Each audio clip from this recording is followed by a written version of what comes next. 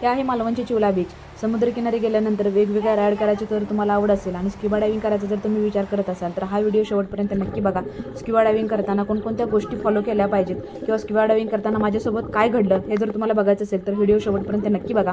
Scuba diving करायला जाताना तुम्हाला वेगवेगळे नियम सांगितले जातात, जे की तुमच्या तोंडामध्ये पहिल्यांदा ऑक्सिजन दिला जातो. तो ऑक्सिजन तुम्हाला फक्त तोंडावाटे सोडायचा असतो आणि तोंडावाटे घ्यायचा असतो.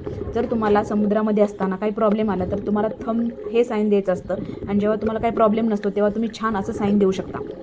त्यामुळे त्यांना समजतं की तुम्हाला काही प्रॉब्लेम आहे किंवा काही प्रॉब्लेम नाही. तर समोरून येणारे फिश तुम्ही बघत असताना तुमच्या ब्रिदिंगवरचं जर लक्ष विचलित झालं तर तुमचा ऑक्सिजन निघू शकतो आणि नाकातोंडामध्ये पाणी जाऊ शकतं.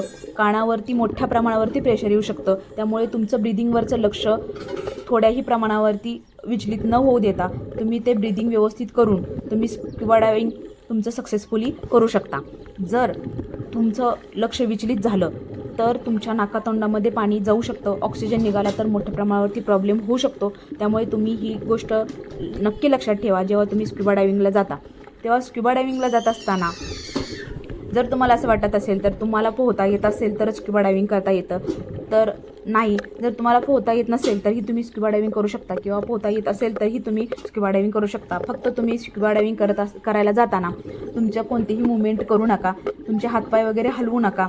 जर तुम्ही ते मुवमेंट केल्या तर तुमचं ऑक्सिजन निघण्याची शक्यता असते. तर हा प्रॉब्लेम तुम्हाला होऊ शकतो. तुम्ही ह्या व्हिडिओमध्ये बघितला असेल कशा पद्धतीने माझा ऑक्सिजन निघाला आणि कोणता प्रॉब्लेम